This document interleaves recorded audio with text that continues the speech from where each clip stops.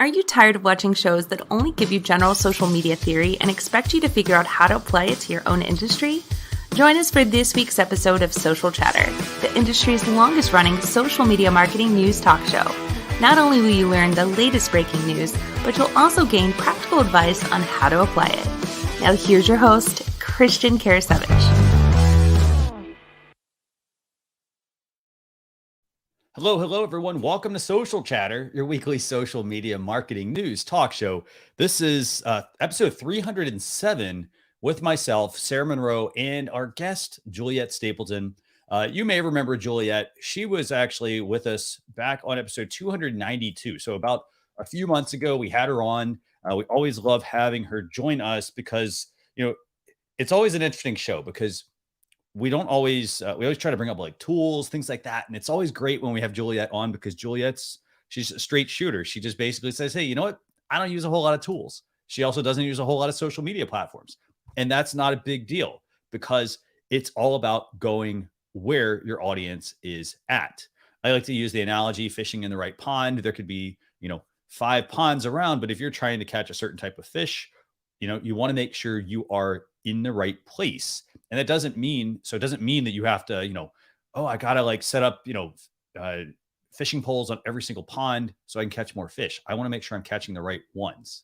So we always love having her on. I'm going to go and bring on Sarah. We're going to kick things off and we're going to be talking about TikTok shopping. And I think Juliette, I don't think you're a big TikTok user. Sarah, I don't think you're a big TikTok user either.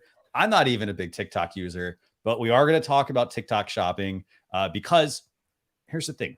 Shopping is everywhere. It doesn't matter if you're on Facebook or you're on Instagram or you're on TikTok in this case. All of these platforms use shopping. And so we're going to talk about how TikTok is tapping into this. We've got some updates also from Instagram, also updates from LinkedIn, actually, a really big update there as well. But Sarah, so good having you join me yet again for another episode of Social Chatter. How you doing? Yes. Hello. And when you talk about Juliette too, she's about visibility and being on the right platforms. She knows what platforms to be on, and she is highly visible on those platforms. I got to say, I really enjoyed watching her. I'm excited to talk to her. And I have to say, I'm becoming a TikTok user, at least a lurker right now. So that's great. And let's welcome Juliette to the stage. Juliette, how we doing? Hi, everybody. I'm so excited. I'm actually very honored to be here because I think this is my 5th or could it be a 6th appearance here? Something like that, yeah. I'm in your Hall of Fame on this stage. Actually, so you're competing with Doreen Morin Van Dam and Scott Ayers for those places on the what is it, Sarah? I'm trying to say here. The Wall of Fame. Yes. And here's the thing, being the longest running social media marketing news talk show, that's the other thing. Like we have a lot of guests come back and we have them come back time and time again because they bring really good information. We always love having Juliette join us. Did we do a good job like telling our viewers about you, or is there anything else you want to add? No, you did an excellent job. I really like exactly what you just said, exactly what it said on the tin. I don't use too many tools. I don't even use Facebook pages. I'm a Facebook girl, right? And I use Facebook organically to connect to people and to create relationships through content primarily. So a lot of things that I'm talking about are human to human communication, clarity, and all these kind of things. And for me, although I do work with a couple of store owners who have e-commerce added on, and doing really well, especially in the last year. So I'm really looking forward to discussing these topics here, even though when I say I'm not big user on TikTok, it means I never been on TikTok once in my life. So, but I still have an opinion. So let's do it. Fantastic. So, Sarah, I'm turning it over to you. Where are we going? Sure. So tis the season, right? It's now officially September. The holiday season is upon us. As much as you may not want to admit it, it is time to think about if you're an e-commerce business. It's time to think about your holiday campaigns, even if you sell services. And that's something we're going to talk about today too, is how can you be part of this holiday campaign? And what's the biggest news today is that TikTok is announcing a partnership with Shopify. So this was announced earlier this week. It's interesting. We've talked about TikTok before, sort of being on the leading edge of new tools and features. And now TikTok is copying others, right? We saw it with stories a few weeks ago. TikTok released TikTok stories, similar to the other platforms. And now they are building in shops for e-commerce sites. So this is, if people remember back, Instagram actually started their shopping with Shopify. So if you were selling, if you wanted to sell something, you had to have a Shopify shop. So it's the same kind of deal with TikTok. So what they're starting with US, UK, and Canada, some of the major brands in those countries. And they want it to be a more entertaining, fun way to engage with brands. So it's going to be an in-app shopping experience. So think about all the other in-app shopping experiences that you have too, where you can shop the video. Sounds a lot like Amazon Live, doesn't it? And so this is for, so you have to have a Shopify, you have to be a Shopify merchant, and you have to be TikTok for business. And you will get a shopping tab within your TikTok profile. And you can tag products in your videos. Other people can tag your products. So that's what's happening with TikTok Shopify. So I think it's really interesting. It's going to be really interesting for people to very easily shop the products that they see. And that's either from brands or brands that have relationships with creators, right? You can just click right in there and get into a shopping experience for what you see on your screen. So what do you two think about this new thing for TikTok? So I gotta say that, can I take this one first? Yeah. Yes, of course. So I gotta say, I think this makes a lot of sense. You know, a lot of businesses, they make the investment in, and I'm gonna take the Shopify angle here. They make the investment in getting a website. Like if they make the investment in building a website. Mm-hmm. And here's the thing, when you build a website, there's maintenance involved in it. So it's not just like, oh, I'm gonna like set up a website. You need to think about like your website, how you're driving your viewers down the funnel on your website to convert into customers. So it's not just getting them to read articles. Great, I got some page views, all that sort of stuff. But what I really like about this is, you know, it is very frustrating if you're trying to set up your own shop on your website. It's frustrating to set that up because it's not like, oh, I'm just going to build a website and it's going to have these awesome shopping capabilities. A lot of times you have to bolt things together to make them work. And that's where using Shopify, for example, makes a lot of sense. The design doesn't have to be flashy. It can be, but it doesn't have to be.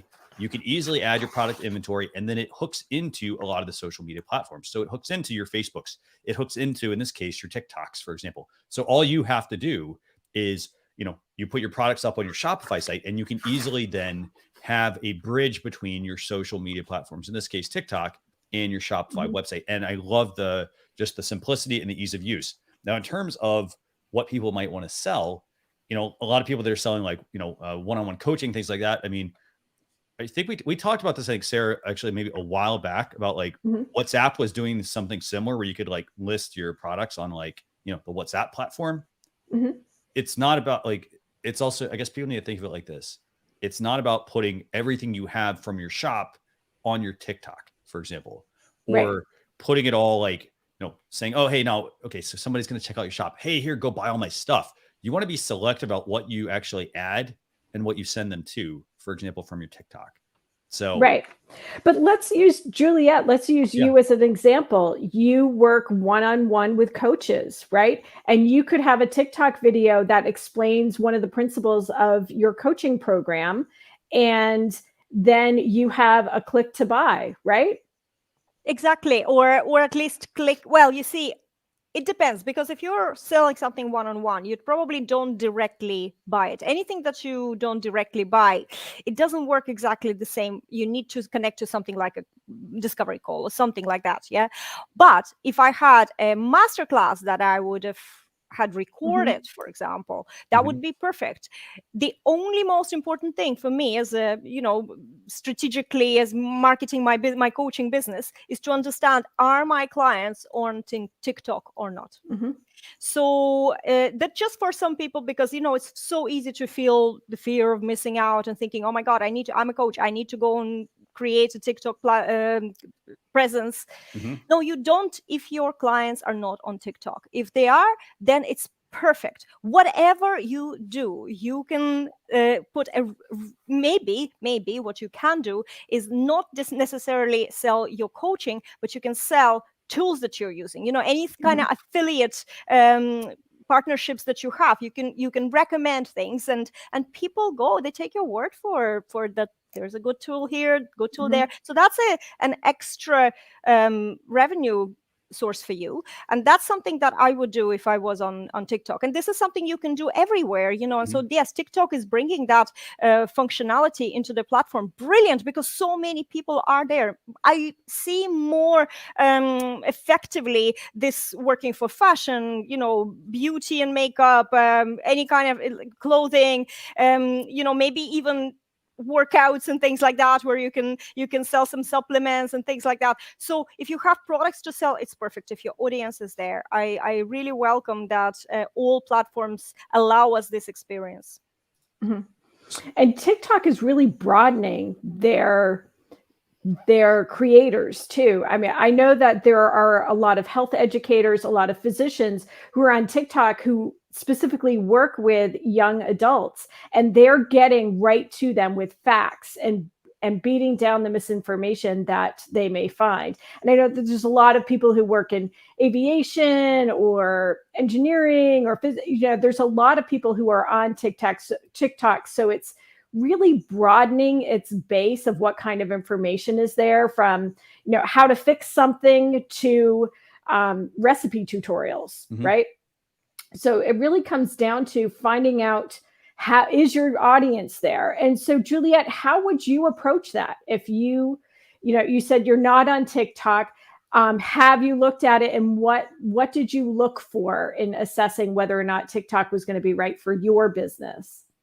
Well, there's two ways to look at it. First is, are my current clients or clients I worked with, are they someone who would use this platform? So TikTok or not? I have never even installed TikTok. The only videos from TikTok I saw is something on YouTube compilations. So I'm like a complete virgin when it comes to TikTok. But I know that none of my personal clients are not on TikTok. And you know why? Because they're a bit older and they're a little bit technophobic. So for them to use a new platform, it's such a learning curve that Facebook is something that already seems more familiar, even though it's also confusing them. So if they don't want to overwhelm themselves. And I understand my clientele, and so I'm trying to attract people. I can help these people. I want to attract more of these people as well. The second area of consideration is, what sort of content is something that generates leads for you. For me personally, it's not just video I use so people can see me and they either love me or hate me. But really, my communication goes through written posts, and I write long. So TikTok wouldn't be a platform for me. Instagram is not a platform for me. Even LinkedIn is too short for me. So Facebook is then becomes a platform of choice because it accommodates my writing style. Does it make sense? Yeah, absolutely. Yeah. And I got to say, like, the other side to this is, and I like that you kind of mentioned this, like, so it's about finding the right community. Like, how you go buy a house, for example, and you go to different areas, parts of, go down if like, okay, I want to live in this city, for example, and then you go to different neighborhoods, and then you say, okay, where do I want to go? Like, what are the types of people I want to be around? What kinds of, amenities do I want around me? All that sort of thing. Right. And it's the same thing for like the social media platforms. Like, you're over there, you could, like, TikTok could be the shiny new thing, but if your customers aren't there, and that's not where your customers go spend the time, then that's not necessarily, like, you have to just find the right community to be in, and then hit that community hard. Like, don't just like take the, the top surface of it. Like, you have to actually you got to spend time there. Like it's going to, at first, maybe it's going to be, a slow like grind to, to work through it and to kind of find your place and to get yourself, settled in that community. And so, so I really like the fact that, you're mentioning like, hey, you know what, you're honest, and like not every platform is where you need to spend the time, because our time is limited, and the time that we can spend with people, we want to make sure that we're putting it in the right place. Right. Go ahead, Sarah. And I would say there is benefit. We talked before the show about keeping things simple, that we can use all of these tools to write personas and things like that. I think the act of doing that is important. When you say talking about the neighborhood, actually writing it out, either that, if that's pen and paper, if that's your notes app, if it's Airtable, whatever it is, whatever tool that you're using, just to keep that in mind. I think a lot of times in business, we sort of intuitively know who our people are, but it's great to have it written down so it reminds you, right, I need to speak to this person today, or I'm seeing some movement with this audience. Let me make sure that I write to them today. Got to say, one other thing I want to just talk about real quick on just TikTok shopping is just, I like the fact that TikTok's not trying to reinvent the wheel. So in business, a lot of people, they say, oh, well, I'm going to go do something. I'm going to try to do something original. There's not a whole lot of original ideas out there, but they're not trying to say, oh, we're going to start setting up our own shops on TikTok. Instead, they're partnering with others that are already doing it, and just literally just building, it's like they're just putting the digital plumbing in. That's literally all they're doing. Right. And using a tool, oh, by the way, that Instagram used years and years ago, right?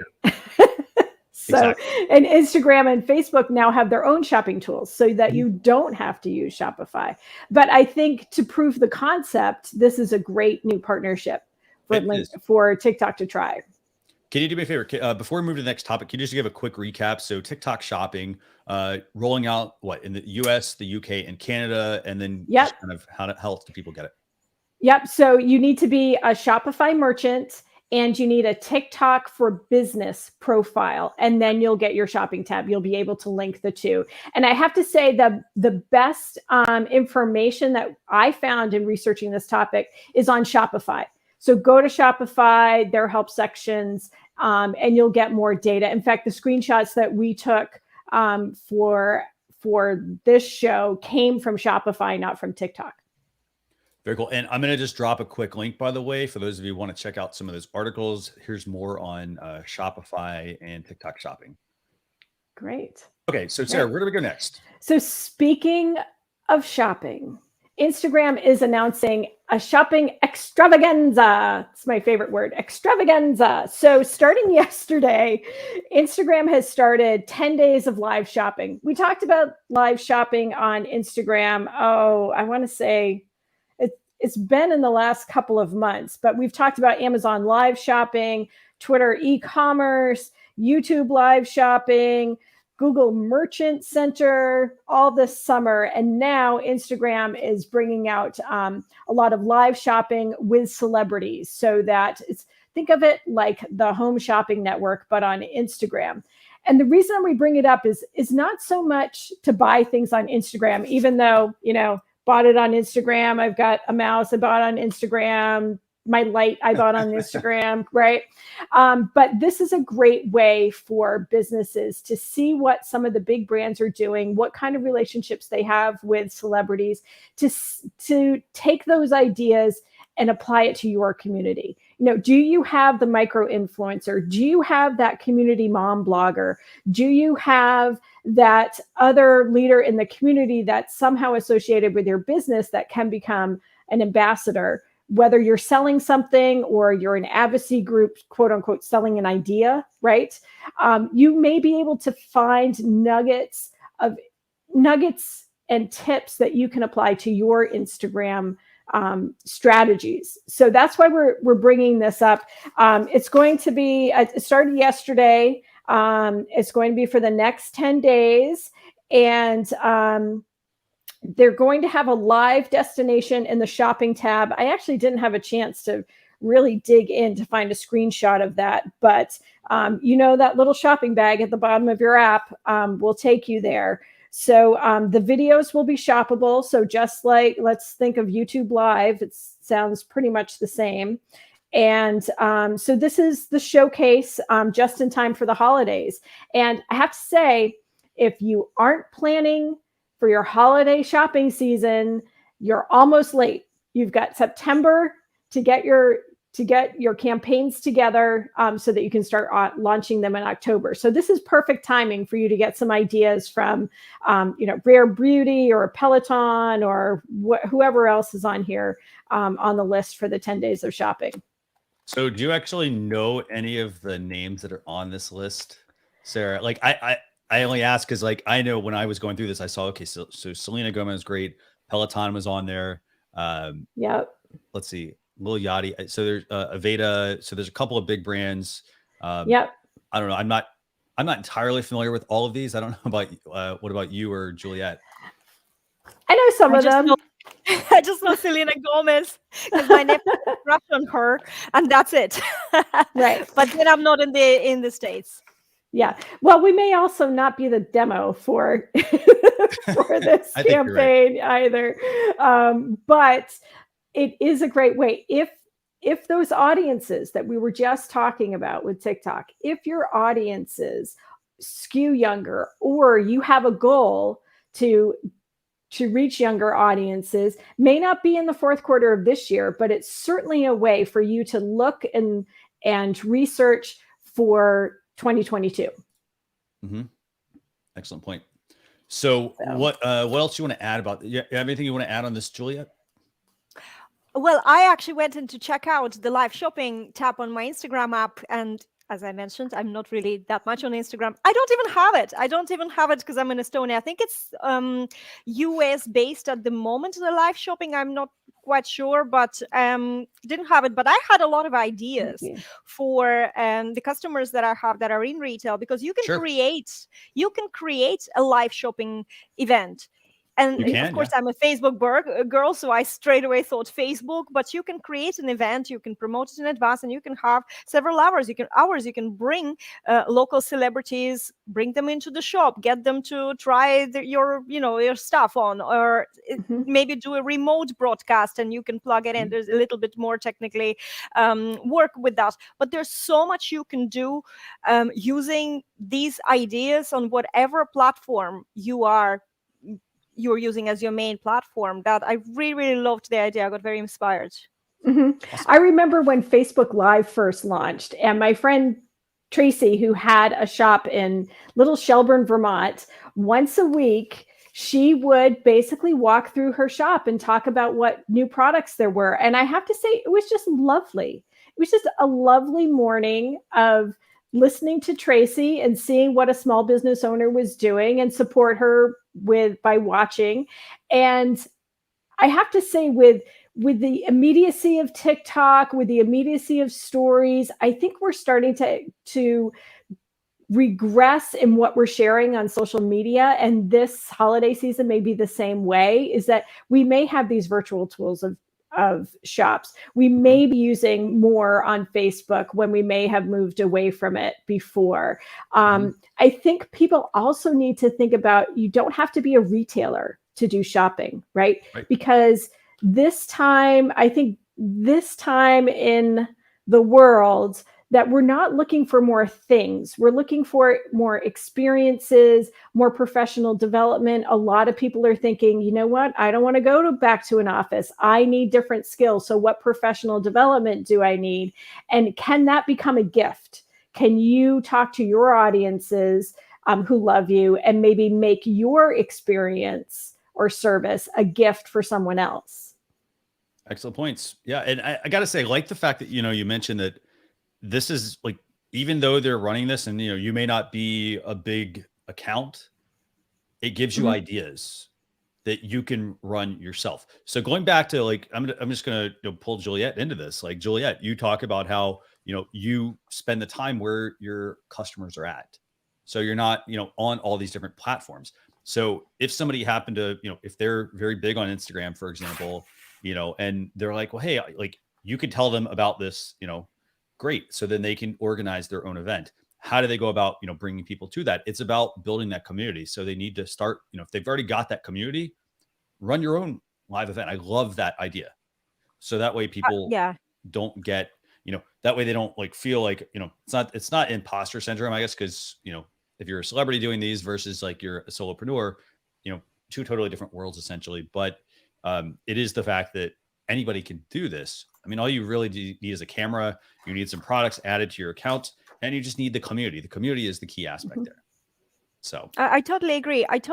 And a friend of mine, another coach, he said, we're all here wildly unknown. Yes, there's a group that are celebrities that a lot of people know. Even we didn't even know most people on that list, as we discovered earlier. But it's not about feeling that, oh yeah, well, I'm not big enough. It's about having an engaged community. It's about having customers who already buy from you. So if you have built that, if you haven't, focus on building that first before you run a live event like this, because if you don't have it, it's not going to meet your expectations. It's going to feel devastating and affect the rest of your drive to promote yourself. Everything has a time and a place, and understanding when it's a time to do, say, a live event, you have to build to it, and you have to make sure that the audience will come. Then your expectations will be met. That's just a little consideration. And back on like a few, and I like the one point you just made, which is, you have to build, the anticipation for that. So LinkedIn, I don't know if you all know, but LinkedIn a few episodes ago, maybe even a month ago, they updated their LinkedIn Live requirements. And one of those was they want to give you more time to promote the event. So they extended it beyond, the standard length that you could start creating your LinkedIn Live. And that's because, again, think of it like this. If a movie is coming out, you don't just start promoting it the week before. They start months before. They start doing campaigns. They start going on talk shows, places where people are tuning in, and they talk about the movie. They start to talk it up, and then you start to see more things on, in this case, the digital age. You start to see more things on your YouTube channels. Ads in different videos that people are watching, and so forth. And then when the movie comes out, it's already generated that buzz. Versus, oh, I've got a 1 week window to launch something. You got to give it some time to, really kind of let it do its thing. Such a great point, because too many, especially solopreneurs say, I have a course starting on Monday. I have this starting on Monday. How do I promote myself? And you're saying you should have promoted yourself last month, or maybe 2 months ago. You should have started the campaign of nurturing, and, right now should be full on invitations. But it's just something to take on board, guys. It's something that requires time. No matter if you're not a big movie production, it doesn't matter. That's just how things work. Right. It's that old school PR publicity things, or even party planning. You don't invite people to the kid's birthday party the day before. You invite them a month before, right? And the same thing with all of this campaign planning, which actually ties into our next topic, because Facebook just launched a holiday shopping guide for 2021. Right now, I think it's the Australia version. They still have the 2020 guide up, which is great. I have to say, these are packed with good information about Facebook and e-commerce. And as I said before, now is the time. If you haven't started your end of year campaigns planning, you need to start now. September, you have to have them together by the end of September, so that you're not, as Juliette said, saying, I have a course starting on Monday and I have no one signed up, right? Planning alleviates all of that stress and gets people to where you are, and helps you be more visible. So this marketing guide, we have it we've sent out a tweet about it. We'll have it in the show notes. It's fantastic. It is a PDF. So it's a little weird when you open it up, but I am sure Facebook IQ will have this up on their site pretty soon. Yeah, this is a very, very, very good resource. I like the fact that you mentioned, Sarah, just how much value is provided in these guides. And here's the other thing. It doesn't matter if this is like for another country. It doesn't matter if this is even 2020, if it's the 2021 version or the 2020 version. The key thing is to look through this and say, are there any tactics any strategies that they've talked about that I can borrow and implement in my business. Like, look at some of those trends. I guarantee you, like Juliette, we were talking about this earlier, like you have to actually do things ahead of time. And we're talking holiday shopping. People are starting now. Actually, sorry, what's it, September? Yeah. They're starting now for Black Friday, Cyber Monday. They're already starting building those campaigns so that way, when the month of in October, they've already started to tease their audience. Hey guys, I got something big coming out in November, versus waiting until the month of November to start to tell people. Like, again, you don't want to oversaturate, but you also want to make sure that you actually tell people about what you have coming up. Don't just surprise it on them. So, I've already started Giving Tuesday. I work with a lot of nonprofits. We already have our Giving Tuesday campaign planning going, and we started our annual fundraising drive at the end of the year. We started that a month ago. So, and actually backed it out to May, knowing, okay, we have these tasks that we need to do in July and August so that we're ready to send out things in October and November. Definitely. Juliette, anything else you want to add on this? I think this is a great guide that that Facebook's provided, but anything else you want to add to this? Yeah, I really, really enjoyed actually going through this whole this guide and embracing the idea of discovery commerce. This is a brilliant topic. It's when you get people to shop, or sort of suggest people to shop when they're not shopping. And that's what social media is all about. We're not coming to social media to shop. We're not coming to social media to buy, to learn, to hire. We're coming in to sometimes just scroll. And so in order for us to find something that maybe we haven't been looking for at that moment, but to find it based on learning of our habits and what we're looking at, it's actually quite good. I've bought a lot of handy things from suggestions generally, and I was thinking a lot about the discovery commerce, how you can by suggesting certain things, by being part of this network, by using different strategies, how you can definitely leverage not just your visibility, but again your sales of certain products that you can offer with that approach, when you're also available when they're not looking. So that's something that those were my thoughts. But I only just literally, I actually Googled discovery commerce, and I had a guide that didn't have a region or anything. It was like up to date. So it's there. And there's so many great videos that you can watch and other things. So if, if you're e-commerce, if you're selling any sort of products, you're absolutely need to go and ASAP get yourself familiar with this guide. There's just a lot of good information going forward for you. So, right. And that discovery piece, Christian and I were in this little conversation with Scott Ayers actually on Facebook earlier this week about how they don't use discovery, right? The Instagram search and Facebook search are incredibly powerful. I mean, Facebook wanted to be head to head with Google, I don't know, like 7 or 8 years ago, I want to say, and they put a ton of research into their search, and it is an incredibly powerful search engine. And now it's delivering it up with this highly targeted algorithm on top of it to predict what you might be interested in before you even know you're interested in it. So I've got one last question on this. If I were a business, how would you, let's like one quick tip from both of you. So if I were a business, how would I use this Facebook holiday marketing guide? Like, what can I do starting this weekend? I would say read through it. There's a lot of information about user behavior and how it interplays with e-commerce. And I think it's just interesting in general how people are using social media too. If you want to be in this space, just reading more and learning more. You may not have something to sell now, but maybe there might be something in the future, or maybe you could become an affiliate marketer or an influencer. Juliette, what do you think? There was I was trying to find that sentence, but there was a sentence inside that guide: make social your storefront. This is where any business should start now. Start building up your social media presence choose the platform, based on your clients' habits, and start building it up, because all of the things that are suggested in the guide will be possible to leverage when you have that presence. It's what we were talking earlier as well. You need to build that. And I know for a fact that and I've seen that with some of my clients, who e-commerce,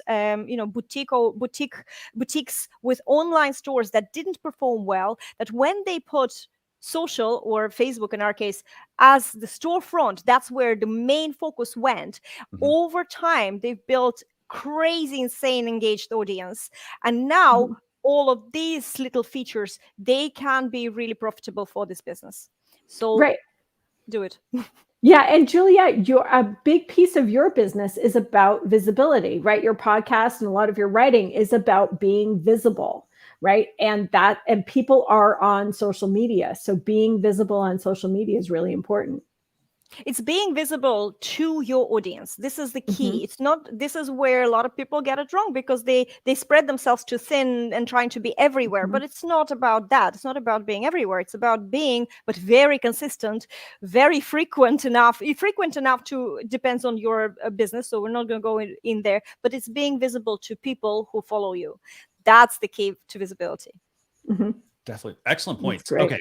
So Sarah, I think we got time for one more topic, right? Sure. Let's, before the lightning round, we'll talk a little bit. LinkedIn Learning has now kind of brought together LinkedIn Live and LinkedIn Learning. So for LinkedIn Learning instructors, they are now launching something called office hours. So you can have live engagement with the LinkedIn Learning audience, and have people ask you questions, bring people. I think you can bring people on screen. It seems like it's got this duet thing going, a la TikTok, right? Actually, a la StreamYard. Actually, that's a la StreamYard. Is that a la StreamYard? Okay. So it looks like they're bringing the StreamYard feed into the LinkedIn Learning experience, what it looks like. LinkedIn Learning. Yeah.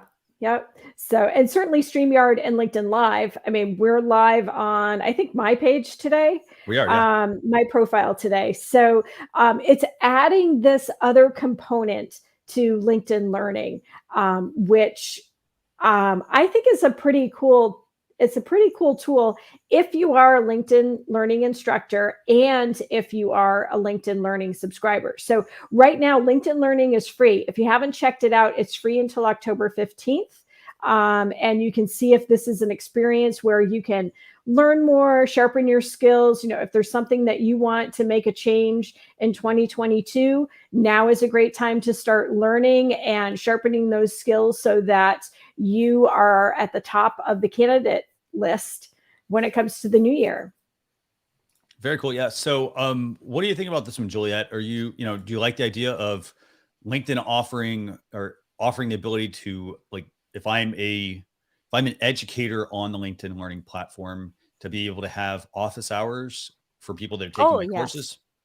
I loved that. And thank you for introducing me to LinkedIn Learning. This just shows that how I stick to one platform, and I didn't even know it existed. I didn't even know they had a special app for it. And yet this is something that I've been searching for, because I was trying to introduce office hours for one of my offers, a group that I mentor. And I needed a platform where we can bring guests, where we can do, a little bit of training and then do live Q&A and kind of combine the Zoom calls that we have and maybe into this more passive experience, so they don't need to dress up, they can just watch us.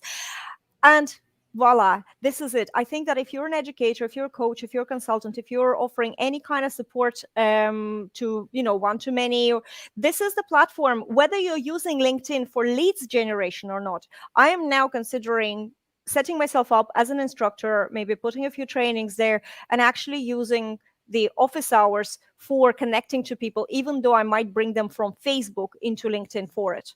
It's a brilliant platform, and it's very easy. I tried to go through the path of attending. It's so easy. You don't need to know technology to be able to attend an event. And it's basically, the office hours, they're set up like an event. So it's so straightforward. It's so easy. And all you have to do is show up, which is brilliant. So definitely for anyone who, if you have anything to consult, educate, coach on, do it. By the way, I just dropped a link to the instructor. So for those who want to apply to be an instructor on LinkedIn Learning, there is a form, a video that you have to basically fill out the form, submit a video. Again, pick a language and your standard things they would ask you to become an instructor. So I think this is a big win-win if you want to become an instructor, or you're already using the LinkedIn Learning platform to instruct and teach. The other thing I think that's also great about this is just that office hours feature, because again, people, it's great. Like, you have to be a really a strong self-starter if you want to go take a lot of these online learning products. And once you take it, that's great. But what if you need help? How do you get help? A lot of people will drive them to like a Facebook group or things like that. But this is, LinkedIn also, I feel like they're kind of trying to break down some of those barriers of like siloing people into groups, and instead encouraging people, hey, if you're already taking the course, let's have you actually communicate with the instructor. I know sites like Udemy and places like that, they've offered this kind of functionality before. But again, it would be somebody probably driving them off platform versus this would be on the platform. So I think this is a big win-win for both the instructor. And then if you're a student taking some of these classes, it's a great way to level up your skills, because you can apply those to your LinkedIn profile. If you have, for example, a certification, at the same time, you can get help and have some of that one-on-one coaching that you may want from the instructor as well. So I think that's also really cool if you could kind of rub elbows with, some of the people, like some of the really big names as well that are even on the LinkedIn platform. Right. And if you want to see if your audience would be into something like this, you can try something before you go jump into it, as Juliette said that she did today and starting the process of becoming a LinkedIn Learning instructor. You can try some live shows on Facebook or YouTube first and see if your audience might engage there with some kind of ask me anything or open chat, however you want to do it. You could even do a Twitter Spaces or a Clubhouse room or something like that, just to see if your audience will show up and engage with you. And then LinkedIn Learning is a great way to bring them over, as Juliette said, but also find new people too.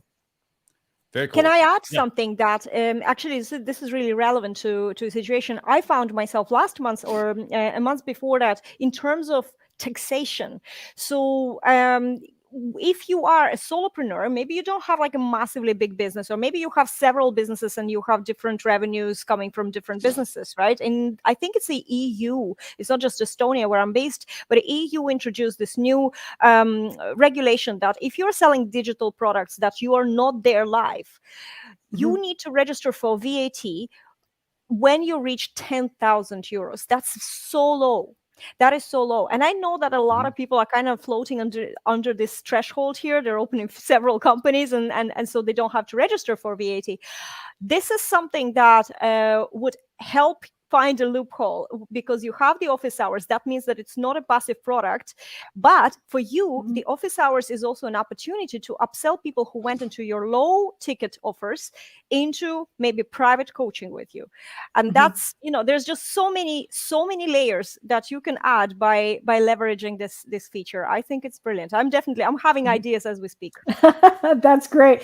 And here in North America, I don't know if Canada taxes services, but I know it's state by state in the US. And I live in a state that keeps talking about taxing services like legal, accounting, hairstylists, consultants. So that's a good point, Juliette, to check out if you are selling something online, a service online that it's, or a course that you're not. It's passive and you're not there. That was the thing here in our regulation. If you're not there, if you're there just watching videos, then there's completely different taxation category that this product falls into. And it's good to be aware of those things, then you don't have any unpleasant surprises.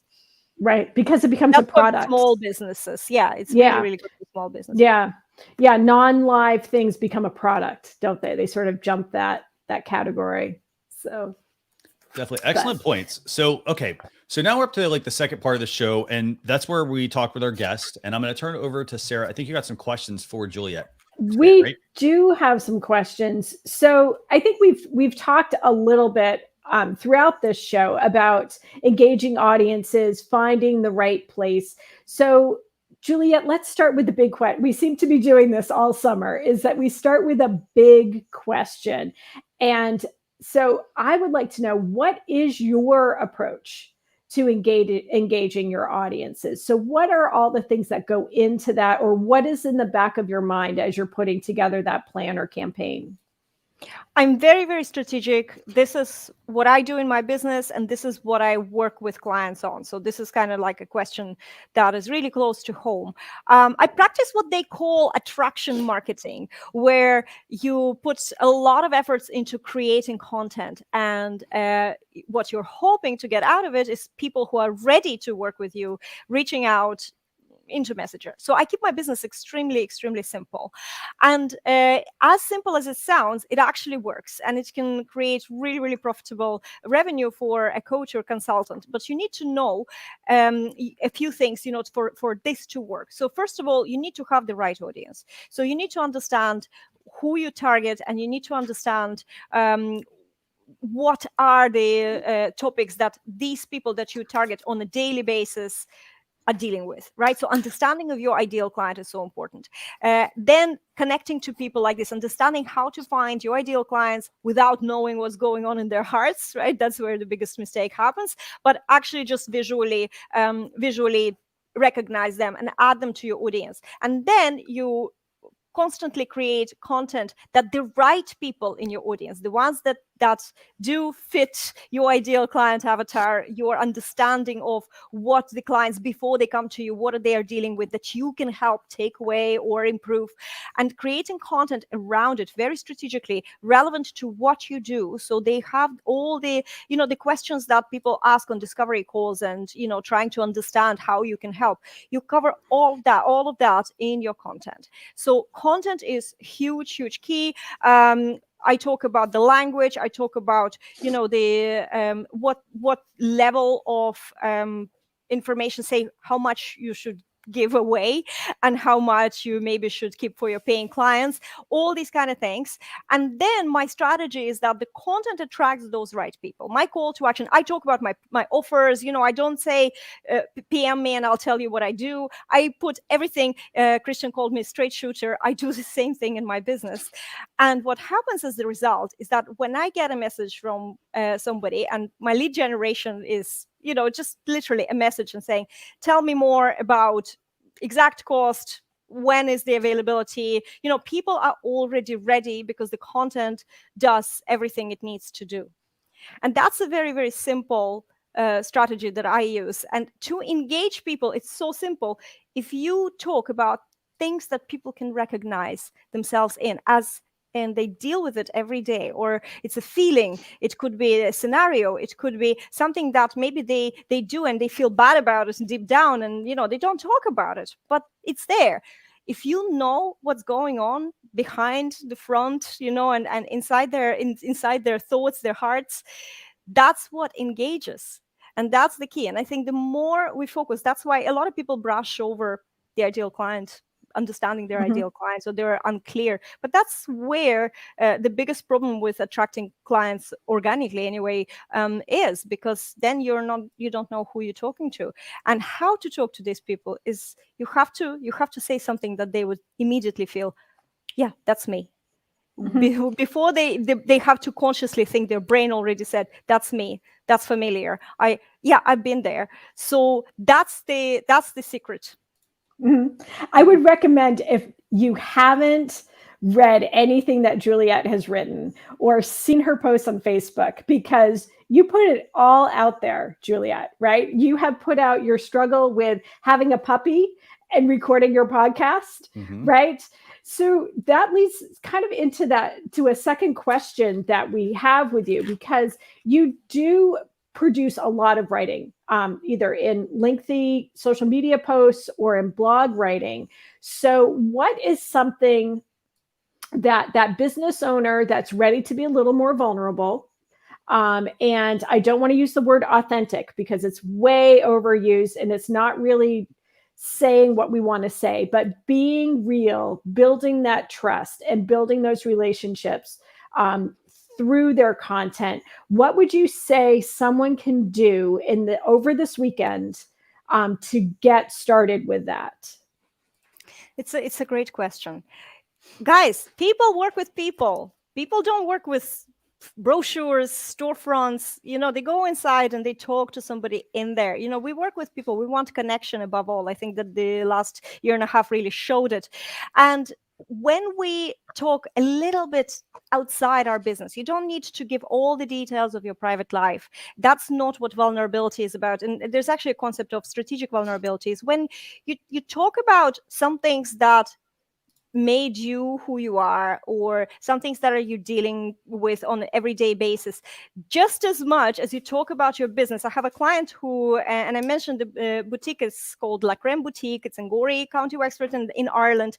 And I completely admire Marion McKenna. She goes live all the time to promote her clothes. She tries clothes and all these things, but she also talks about what inspires her. She also reads some beautiful quotes and affirmations, because she knows that her audience would respond to that. She knows that that's how the connection is built, because when we talk as friends, that's what we discuss, right? So we want to build that. Let's just, when some people hide behind their businesses, but that's how you close yourself off from potential clients as well, because it's just very impersonal. If you open up a little bit, if you talk about, you can this weekend go live or write a post and talk about why you actually doing what you're doing. If there's anything that you're passionate about in your business, and I do know that there are business owners out there that are not very passionate about their businesses. I'm not shaming, but I'm just saying there must be something, right? Focus on that something. Focus on that something today, because what happens is that you will see a lot of response. You don't have to show private details that you're not comfortable with, but you can share the details that your audience will resonate with. I will give you an example. 4 years ago, my husband was dealing with cancer that was in a really aggressive stage. And I know he's just there and he probably hates me talking about this. And yet, for me, it was very important to show how anything could be thrown at you, because people say they're too busy and, other things. And that's why they're not visible on social media. But anything can be thrown at you, but you can decide what you're going to work towards. And when my husband was sick, I was working towards the moment when he will be completely okay, and it will be all like a nightmare he once had, and there's my puppy. and so, there's another struggle, right? So I just wanted to illustrate to people who I'm targeting, and I'm telling them, be consistent, show up, share. I wanted to illustrate that sometimes you have this goal and you work towards it, you do everything that you need to do. And for my clients, I can talk about content, I can talk about call to action, I can talk about, Facebook engagement, likes, comments. But when I talk about my personal story, that's where the connection happens. And I've had so many stories since I started, being visible myself. The recent one is my puppy, because that was, life went upside down. But that's what connects us. We connect on a human level, and then we engage in transactions, we engage in a business. If you embrace that, you will see so much more. That loyal audience that we were talking about building, the one that you build so you can use all the little features, that's where that attraction happens. So that's why it's very strategic. Just use that. It doesn't have to be your private life, because I don't reveal too much of my private life. Just whatever I feel it's necessary for my marketing. Right. I was gonna say real quick. So I like that you mentioned, like how much of your private life you reveal. Like, so for example, I think it was just last week, I was at the StreamYard Level Up Summit, and that was actually a theme that some of the people talked about, which was, you decide how much you share of your private life on your platform with your customers, things like that. And it's like, it's good to share some of it, but you don't have to. Like, there's no like, you have to share this or you don't have to share this. Like, you decide how much you want to put out there, how much you're comfortable with, for example. And then it also helps, if you sort of in a way make yourself vulnerable, but it also helps you grow as well if you're going to do something like that. Right. But you do need to share what people need to know about doing business with you. Mm-hmm. And I think that's really important. As Juliette said, it doesn't have to be everything, but what's intrinsic in you, in your business, because the owner's personality comes out in what you offer and how you build your business and the culture that you build among your staff and what you put out in the world. So I think I just love listening to Juliette. That's all I have to say. Well, it's a big reason why we always have her come back. Yeah. So, well, guys, can I just give you a very small example? Like, even if you were in a corporate environment or a job or anything, when you connect to someone on a personal level, I don't mean become best friends. I just mean you spoke about a hobby that you have. You're both into sailing, and all of a sudden you didn't know, and now you know. That person goes into a completely new box in your mind that's much more favorable, right? We connect through these things. And when you're working with business, I'm a coach, I work with people very closely. They sometimes share things that are extremely personal in the business because we're talking about content and their experiences, and I feel like this is important to bring forward. I want that trust to start way before they even consider hiring me. And then there's other thing. If you are working with somebody and they are completely incompatible people with you, would you really want them in your life? Would you, so if I love animals and I'm obsessed with my puppy, I don't want anyone who actually doesn't love animals to some extent in my life, because we will have then, we'll have the clash of values. Sooner or later, it's going to happen. I've experienced this before when I compromised, doing business with people who were not my compatible people. And I swore never to do it again, because it's not worth it. Sooner or later, it's going to show in a very ugly form. That's why I think that sharing who you are is so important. As I said, talking about, your beliefs, what made you start your business, like a little story, little anecdotes that happened. If you have a team, do something that you can showcase some staff members. If you have a brick and mortar business where people come to your premises, definitely promote your staff members. Anything, anything funny happened or beautiful happened, take a snap, put it on social, because people come to the store and they will see that person. You're just creating micro celebrities and yourself as well. It's a really brilliant, and of course you are growing because you're becoming a little bolder, a little more open, a little more empowered. So it affects the rest of your life as well. It's a very beneficial thing to do.